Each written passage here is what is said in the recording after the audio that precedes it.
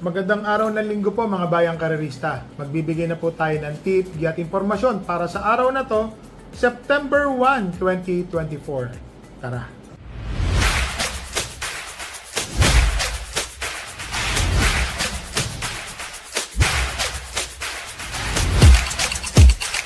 So mga bayang karerista, sumungo na po ang buwan ng Bear. So September na po. Nangangamoy Pasko. Pakita ko lang po ang ating kopya. So, ang start time po ng karera ay sa ganap na alas 2 ng hapon. Meron pong hinanda 7 karera para sa araw na to. Dito po sa race number 1, rating 6 to 10 split po ito. First choice ko, entry number 1, Cristiano. Itong si Cristiano, ang sasakay po dito ay si RJC Tabor.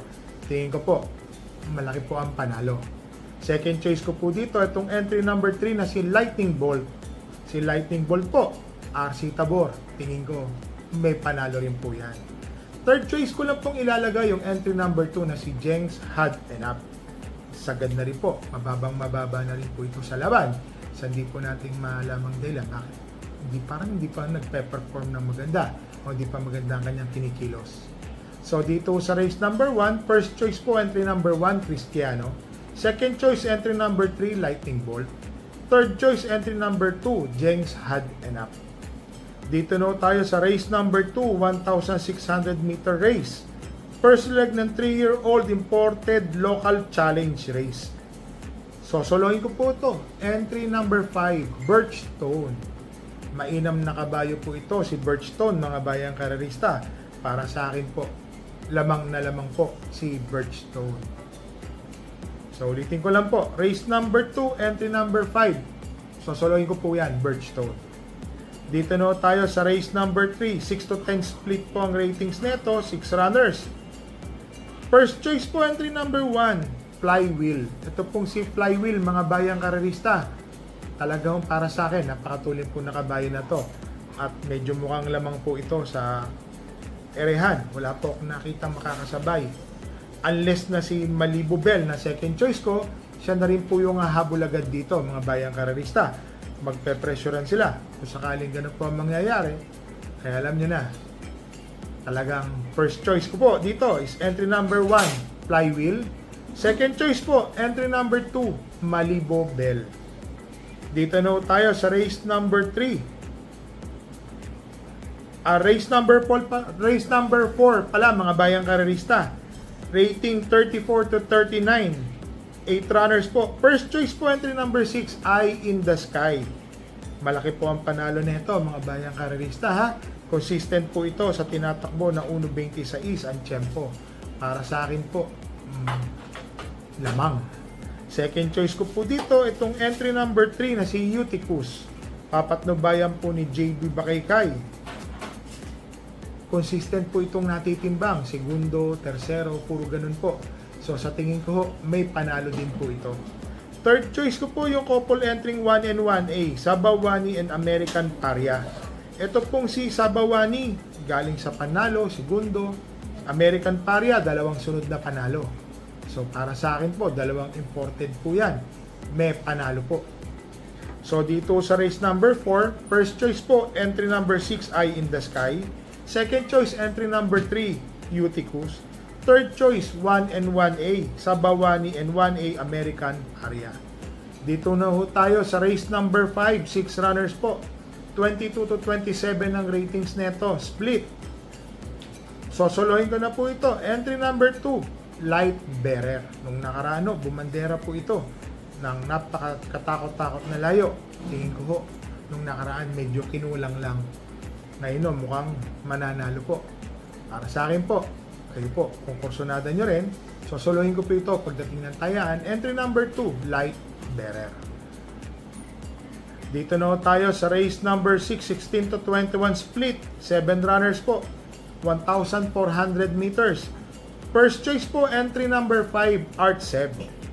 Itong si Art Seb, mga bayang karerista, may angking tulin din po ito, pwedeng sumunod. Mababa na rin po ito sa laban. Second choice ko po dito, itong entry number 1, Calendar Girl. Mukhang nakatagpo din po ito ng laban, nakababa na rin po ng ratings. Tingin ko po, malaki rin ho ang panalo. So dito sa race number 6, first choice po entry number 5, Artseb. Second choice entry number 1, Calendar Girl.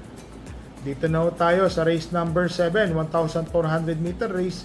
Rating 11 to 15 po ito, split. 10 runners. First choice po entry number 10, Lucky Nono. Nung nakarano, segundo lang po ang tinapos. Dihadong-dihado po yung nanalo nun. Segundo lang po ang tumapo si Lucky Nono. Sayang po, kasi dyan po, ako na sila. Yung tumalo po sa kanya. Ang second choice ko po dito, itong entry number 1, Go Aidan Go. Nakababa na rin po ito ng ratings. Nasa 15 na rin po ito. Tingin ko po may panalo po itong kabayan na to, mga bayang karerista. Ang third choice ko po dito, itong entry number 2, Streisand. Ito pong si Streisand, mga bayang karerista ha. GL Shego, minus 3 kilograms. Tingin ko po medyo magaan po ang kanyang dala. May panalo po yan. So dito po sa race number 7, first choice po entry number 10, Lucky Nono. Second choice entry number 1, Go Aidan Go. Third choice entry number 2, Streisand. Paratingan po ito, mga bayang karerista. Dagdag po tayo. Kung sakali pong may sobra tayo sa budget, dagdag po tayo dito. So mga bayang karerista, sa hindi po inaasahang pangyayari, yung takbo po natin na si Chef Cat, talaga pong tinignan ko rin po yung frontal, nakausap ko po yung jinete, nakausap ko po yung trainer ko, talaga pong nakiputan. Ibig sabihin, nagipit po siya sa balya, kasi ang instruction ko po, kung maaari, magtrabaho po sa balya. Doon na lang magtiyaga, sabay manonood ng tercero, kwarto pwesto, which is tama naman po yung diniskarte. Kaya lang nung nagpapalakas, di naman niya maangat na kasi nakatapal na po sa labas, nakasampa na po sa kanya yung nanalo. So alam naman natin, magaling din naman po yung ninete ng nanalong si Within Reach. So congrats po kay Boss Bear Cruz.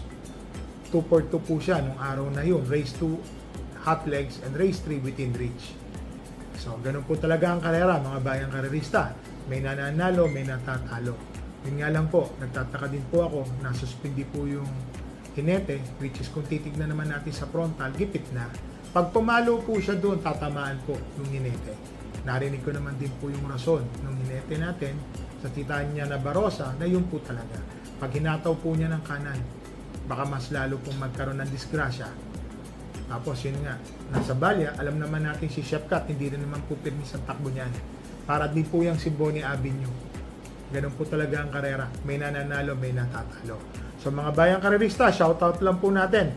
Happy birthday po kay Mr. Aga Moreno. Shoutout po kay Mr. Henry Alib, Kiko Gersaba, Rolly Bolaran, Joinks Flores, Julio Bayumbong, Edilberto Mapili, Edwin Alberto. Happy birthday kay Yoshiro. Kay pagbati rin po kay Abilino Kingsiano, Pakis ng Tondo, Manila. Ronald Alan Lazaro, shoutout po. Pulo ng Alaska from Roynan Castillo, Nora Escalano, Tonyo Baysa, Flightline, at kay Mr. John Ray de la Cruz. Shoutout po sa inyo. Tapos batiin ko lang po si Mariette Lapus Ador. Happy birthday po today.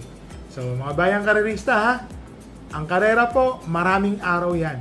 Huwag po natin, minsan may nananalo, minsan may natatalo. Tanggap ko po yung pagkatalo. Ang nakakaya lang po is nasuspindi pa yung pinete. Which is nung narinig naman natin yung rason, dahil ako mismo nakausap ko, is pwede naman na niyang ipaapila daw po yun. So nasa kanya po yun. So matutulungan lang po natin din siya sa pag-apila. Alam niyo naman, 36 racing days, not calendar days, which is almost 2 months po ang suspension. Alam niyo naman, hanap buhay din yan, profession po ng bawat tinete yan. So, alam ko naman, marami sa inyo nagtatanong, bakit yung iba hindi na-suspende? Your choice is good as mine. Yun lang po ang masasabi ko. So, mga bayang karerista ha, dala po tayo ng payong at tubig na maiinom. Small bet, win big, bet big, lose big. So, happy racing po sa inyo lahat.